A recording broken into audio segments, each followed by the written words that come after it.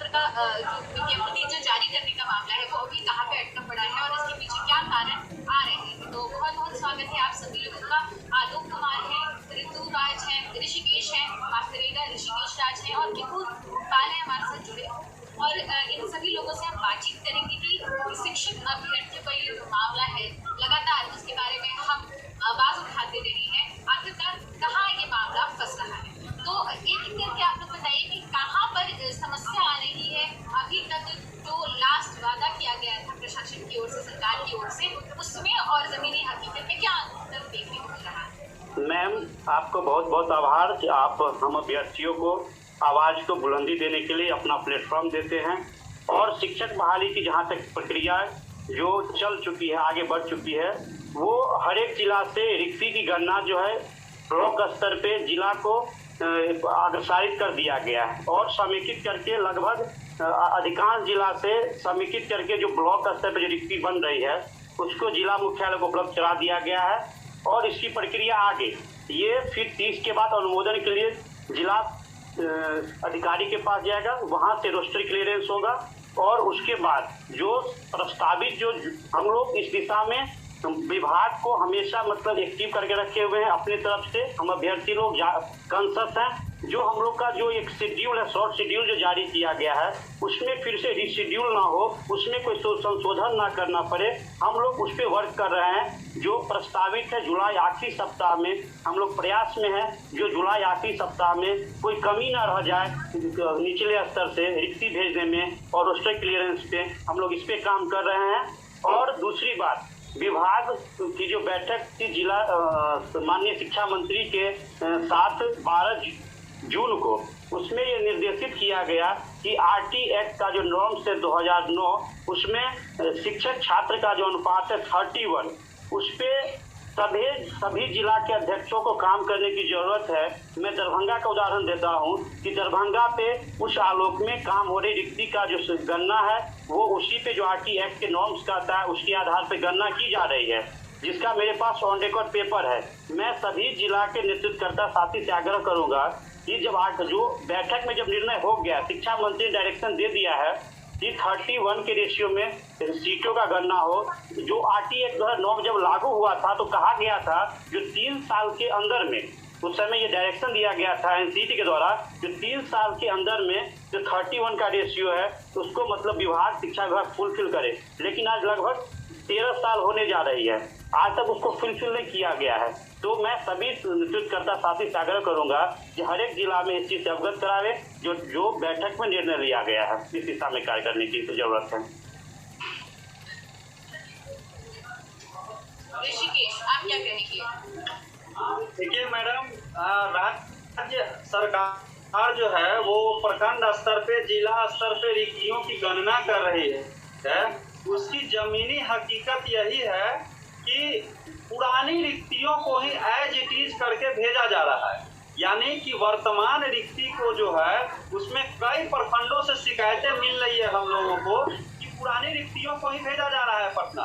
और इस समस्या से जो है हम लोगों ने शिक्षा विभाग के शीर्ष अधिकारियों को अवगत भी करा दिया है और शिक्षा विभाग के तरफ से हम लोगों को आश्वासन दिया गया है कि नए सिरे से नया दिशा निर्देश जो है वो विभाग के अधिकारियों को दे दिया गया है और दिया जा रहा है। वीडियो कॉन्फ्रेंसिंग के जरिए जो है वो शीर्ष अधिकारी प्रखंड और जिला स्तर अधिकारियों को निर्देशित कर रहे हैं कि आप नए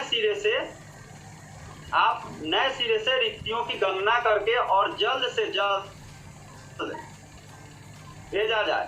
क्योंकि अभी तक के शेड्यूल के अनुसार 22 जून जो था वो 22 जून तक पूरे बिहार के रिक्तियों की गणना कर लेनी जारी है। उनकी उदासीनता की वजह से अभी तक यही वस्तु स्थिति है कि पूरे राज्य के रिक्तियों की गणना 22 जून बीतने के बाद भी नहीं की जा सकती। तो सरकार जो है रिक्तियों को लेकर अभी तक जो है पिछली, आपने जैसा बताया कि 22 जून तक होना था, सारी रिक्तियों की गणना हुई थी। अब रिक्तियों की गणना अभी तक हुई नहीं है, तो इस तरीके से तो आप लोगों की जो रिक्ति की आप करेगा जो विज्ञप्ति जारी करने की प्रक्रिया है इसमें भी देरी आएगी और शायद आप लोग इसी वजह से परेशान?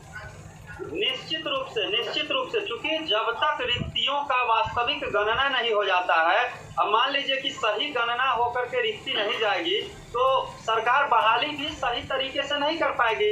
रिक्तियों की गणना अगर समय से होगी तो समय से बहाली प्रक्रिया होगी। अगर रिक्तियों की गणना में विलंब होती है या कोई अड़चनें उत्पन्न की जाती है तो फिर निश्चित रूप से इसका असर जो है वो हम लोगों की बहाली प्रक्रिया पर पड़ेगी और हम लोगों की बहाली प्रक्रिया में विलंब हो सकती है। विकुपाल जी, क्या आप कहना चाहते हैं? आपका क्या कहना है इस पर, जो प्रक्रिया बहाली जो है?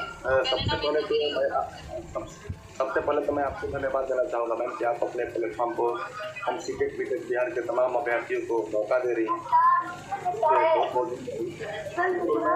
मैं यही बोलना चाहूँगा कि जब हम डेलीगेशन टीम भावी प्रारंभिक शिक्षक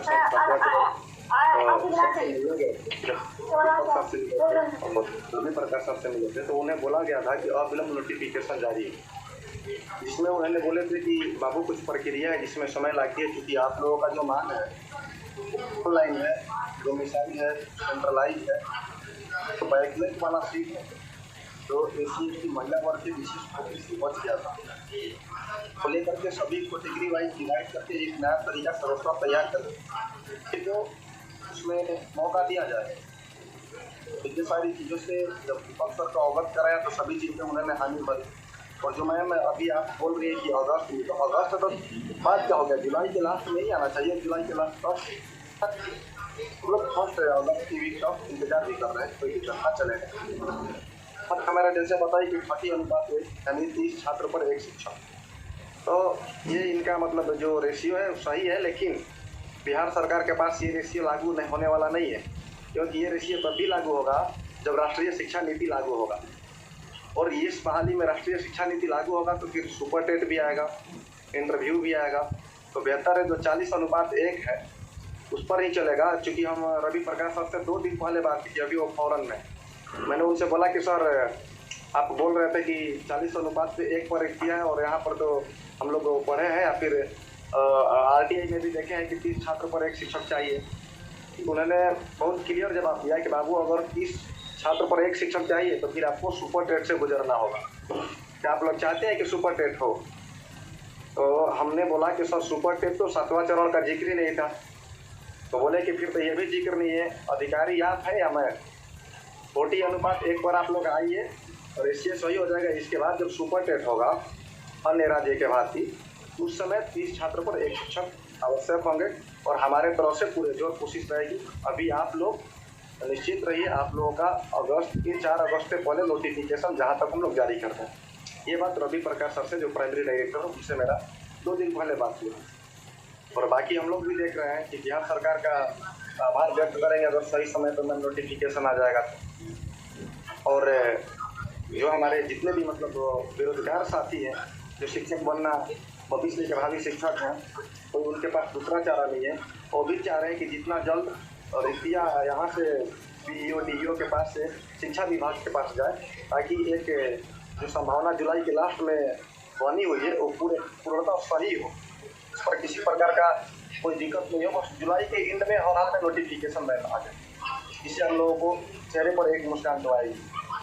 आप लोगों को इंतजार करते करते कितना समय हो चुका है? अगर आप लोग जब से आप लोगों ने परीक्षा पास की वहाँ से लेकर अभी तक में मैम हम लोगों का इंतजार करते करते 3 वर्ष हो गए, और ये 3 वर्ष में हम लोगों ने बहाली प्रक्रिया छोड़िए, मतलब आप लोग को तो फिर तो विज्ञप्ति भी जारी नहीं हुई है 3 साल में, तो आखिरकार नौकरी कब तक मिलेगी? देखिए मैम, हम लोग शिक्षक हैं और कहीं ना कहीं एक शिक्षक राष्ट्र का निर्माता होता है। हम लोग इस लिहाज से भी देखते हैं कि संघर्ष का अलावा कोई रास्ता नहीं है, और हम लोगों ने 3 साल अगर झेला है तो आगे इस तरह की स्थिति न हो और आगे न झेले, इसलिए तो हम लोगों ने बिहार के तमाम जितने भी सीटेट पीटेट साथी मिल करके एक आंदोलन किया था भावी प्रारंभिक शिक्षक संघ के बैनर तले, और वो काफ़ी हद तक सफल भी रहा। अभी तक लिखित रूप से कोई आश्वासन नहीं मिला था, बट इस बार लिखित रूप से हमें आश्वासन मिला है, और उस लिखित रूप आश्वासन को हकीकत में बदलने की जरूरत है, और हर हाल में हकीकत में बदल करके दम लेना है। अन्यथा अगर राज्य सरकार सही समय पर नोटिफिकेशन जारी नहीं करती है, तो इस बार जो आंदोलन होगा वो लिखित रूप से तिथि के लिए नहीं होगा। हम लोग बोलेंगे कि हाथ में नोटिफिकेशन दीजिए तब घर जाएंगे। अब स्पष्ट है, आश्वासन से भोजन नहीं मिलने वाला है, ना आश्वासन से किसी का काम चलने वाला है। हम लोग भी चाह रहे हैं कि भविष्य में शिक्षक बन करके बिहार सरकार के योगदान में अपना भूमिका निभाए। हम भी दूसरा अगर पैसा कमाने मैम हमारा पैसा होता तो और भी काम है, और भी डिग्री है, लेकिन हम लोगों का मानसा एक ही है, कहीं ना कहीं आप भी किसी शिक्षक के पास मैम पढ़ी हुई हैं, तो ये तो जरूर है कि शिक्षक का चाल चलन, स्वभाव, वेशभूषा सबसे हट करके होता है, सादा लिहाजा होता है। तो मैं यही कहना चाहूँगा कि हमारा भी मानसा है कि बिहार सरकार के कदम में कदम हम भी अपना योगदान दें और जितना जल्द वो शिक्षक हम लोगों का बनाए, गुणवत्तापूर्वक शिक्षा हम लोग देने के लिए तैयार हैं। जहाँ तक मुझे याद है, पिछली बार जब हम लोग लाइव जुड़े थे तब हमने यही बात की थी कि जून के आखिर तक सारे स्कूलों में नियोजन इकाई और रिक्तियों की जो जानकारी है वो शिक्षा विभाग में मांगी थी, और 15 जुलाई तक रिक्त पदों के मुताबिक रोस्टर जो है उसको क्लियरेंस करने का आदेश दिया गया था। इसके बाद 25 जुलाई तक कहा गया था कि रिक्त पदों को जो है उसकी जानकारी पोर्टल पर अपलोड करने की योजना थी।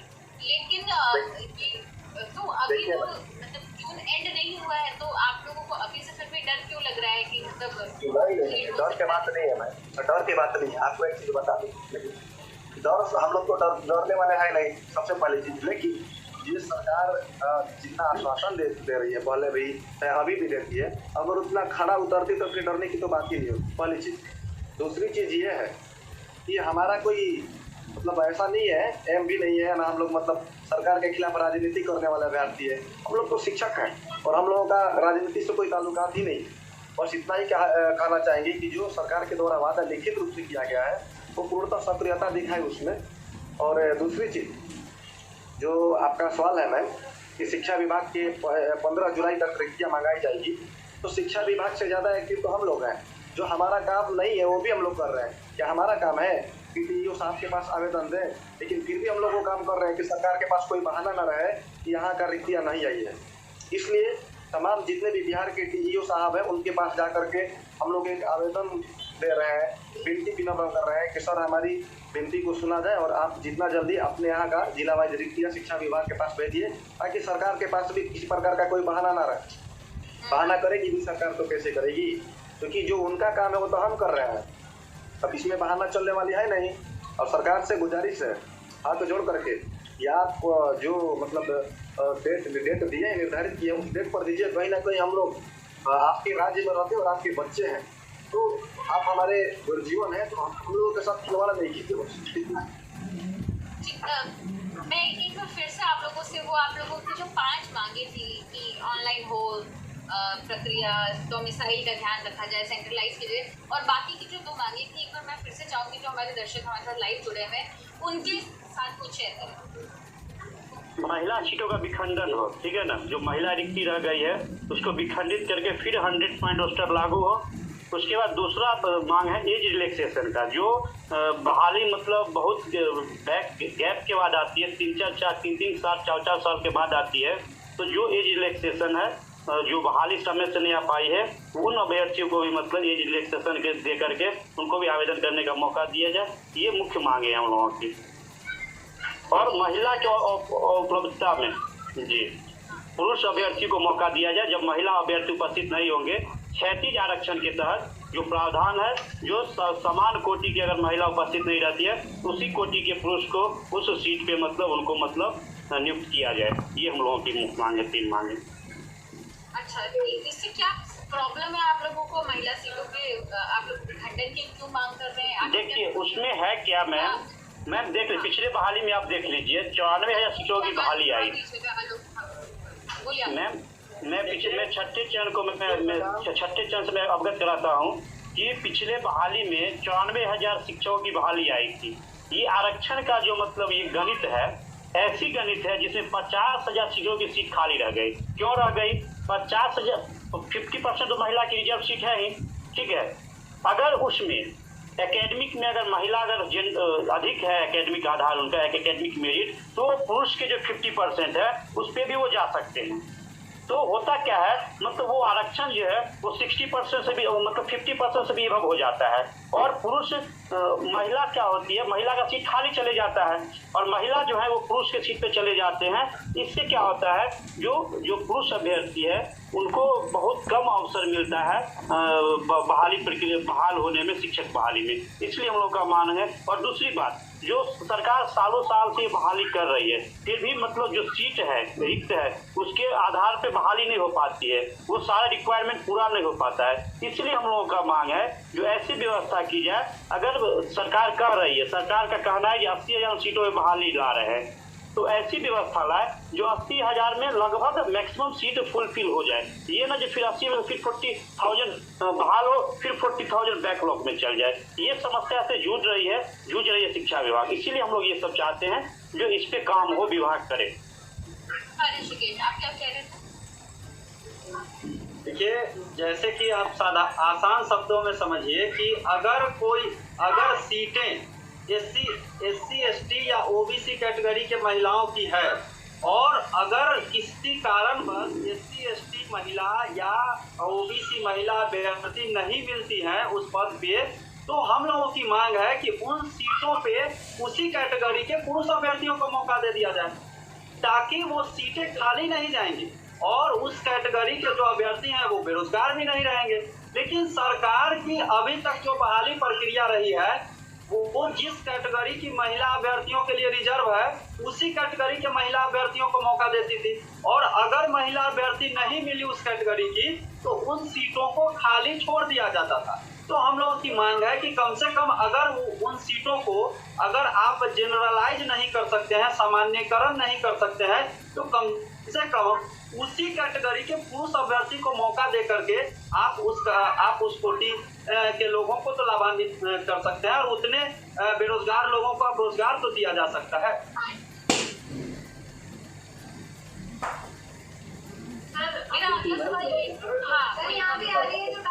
वो हमारे भाई आलोक जी सवाल जवाब मतलब दे रहे हैं, कहीं ना कहीं लाजिमी है। देखिए, इन लोगों का मांग क्या है, चाहे हम लोगों का मांग क्या है कि जो सीटें खाली रह जाती है उसको आप भरिए। प्राथमिकता महिला का सीट है तो महिला को ही मिलना चाहिए, और महिला के न रहने की ये लोग मांग करते हैं। एक बात को स्पष्ट आप लोग जो समझिए कि महिला को न रहने पर ही उसी कोटि को पुरुष अभ्यर्थी को मौका दिया जाए, ताकि शिक्षक छात्र का जो अनुपात हो वो सही हो, गुणवत्तापूर्वक शिक्षा हो। ऐसा नहीं हो कि सरकारी आंकड़ा में 1 लाख वैकेंसी दिखाया जाए और वो वैकेंसी 40,000 में ही सीमित करा जाए। तो ये सारी मुद्दा है जिन पर लेकर के ऋषिकेश भाई, अभी आलोक भाई अपनी बात रख रहे हैं। और जो हमारी 5 मुख्य मांगे थी, सबसे बड़ी मांग हमारे यही है कि बहाली प्रक्रिया जो है वो अविलंब नोटिफिकेशन जारी हो, जिसको लेकर के बिहार के 38 जिला के लगभग 1 लाख से ऊपर अभ्यर्थी नजर लगाए बैठे हुए हैं कि कब नोटिफिकेशन है। इतने तो मैं रोजगार भी छोड़ दिए, डॉक्यूमेंट सुधरवाने के डॉक्यूमेंट बनवाने के लिए कि जितना जल्द बहाली प्रक्रिया शुरू हो, किसी प्रकार से कोई कठिनाई न हो। देखिए, जहां उनका डॉक्यूमेंट गलत था वो भी करवाने पर जोर दे दिए। तो हम लोगों का भी मांग यही है कि नोटिफिकेशन जितना जल्द जारी हो, पहले मुद्दा। दूसरे की बहाली प्रक्रिया पूर्णतः ऑनलाइन। और तीसरा जो मुद्दा है, जैसे कि डोमिसाइल तो लागू हुई है, क्योंकि बिहार के बच्चे मर रहे हैं और बाहरी लोग मौज उड़ा रहे हैं पहले, तो ये तो बिल्कुल लागू हो चुका है, इसमें किसी प्रकार का कोई शक भी नहीं है। और जो चौथा मांग है मैम, सेंट्रलाइज का मतलब ये होता है केंद्रीयकरण, यानी एक व्यक्ति को एक सीट सुनिश्चित की जाए।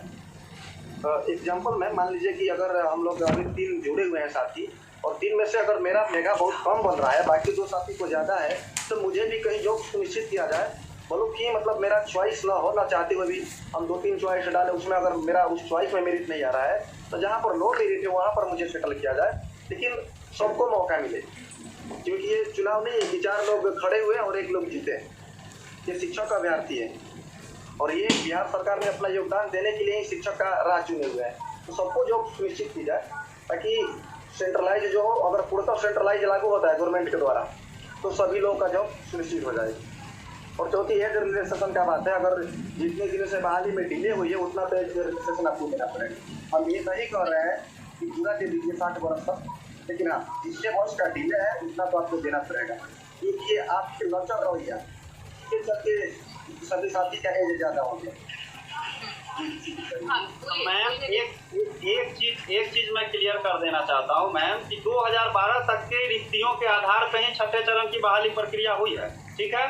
तो 2012 के बाद की जो रिक्ति है 2013, 14, 15, 16, 17 की, तो अगर समय सीमा पे सरकार के द्वारा बहाली प्रक्रिया पूरी कर ली गई होती तो 2013, 14, 15 में जो टीईटी पास है या जो ट्रेनिंग किए हैं उनकी नौकरी सुनिश्चित हो गई रहती। लेकिन अगर सरकार ने अपनी कमियों की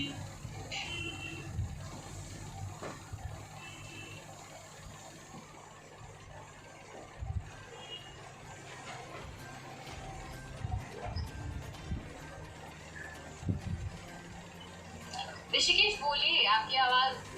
जी जी, तो अगर सरकार के द्वारा बहाली प्रक्रिया में विलंब की गई है तो उसमें अभ्यर्थियों की तो कोई गलती है नहीं।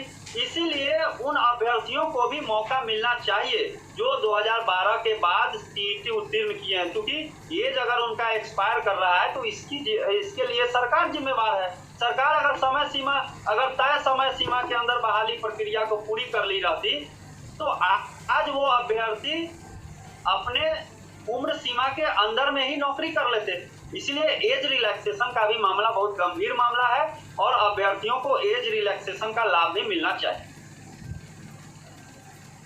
और एक मुद्दा और है जिसको मैं आपके प्लेटफॉर्म को रखना चाहूँगा। अभी कमेंट भी आ रहा है, मैंने कुछ कमेंट देखा कि बीटेक फोकस रहेगा, तो बीटेक के लिए भी मैं दो लाइन बोलना चाहूँगा ज़्यादा। आप बेशक लोकतांत्रिक देश से हमारा कुछ भी मांग रखो, बट मिलता वही है जो सबको हित में होता है। आप नीतीश कुमार जी को जो माननीय मुख्यमंत्री बिहार के, उनके गर्दन पर तलवार रखकर भी मांग कीजिएगा ताकि आपको मिल जाएगा अगर अनुचित मांग हो तो।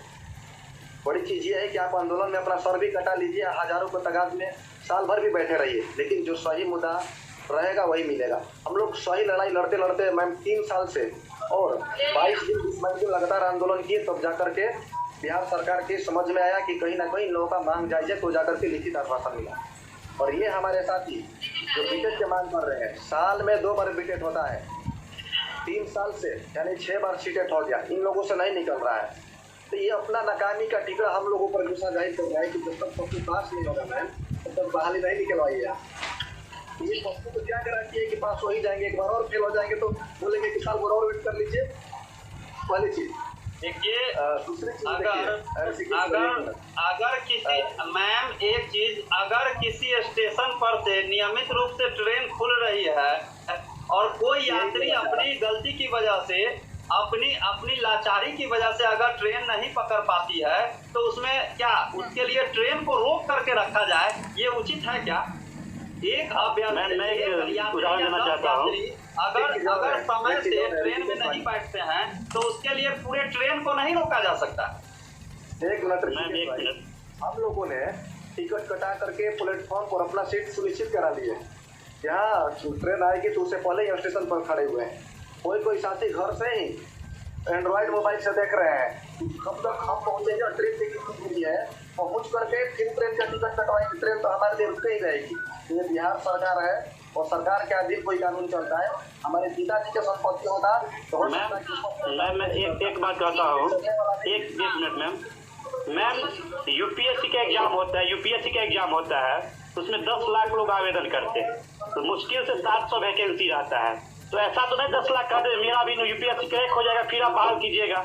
जो पास करके आए हैं, जो मेहनत करके आज पास करके योग्यता रखते हैं शिक्षक बनने की, तो वो कुछ और वो बोलते हैं मेरी संख्या 5 लाख है। तो 5 लाख का मतलब क्या होता है? तो सीबीएसई मतलब जो एग्जाम लेती है बहुत प्योरिटी के साथ एग्जाम लेती है, उसमें 20% रिजल्ट आता है, तो आपको अवसर मिलेगा ना। आपको जबरदस्ती तो आपको खेल करके पास नहीं कर दिया जाएगा, जबरदस्ती आप पास हो ही जाइए। तो यूपीएससी के एग्जाम में 10 लाख अभ्यर्थी शामिल होते हैं, 700 रिजल्ट आता है, तो 10 लाख कहते हैं क्या कि मेरे लिए बहाली को रोक के रखिए, हम पास होके आएंगे तब आप 700 का बहाल कीजिएगा।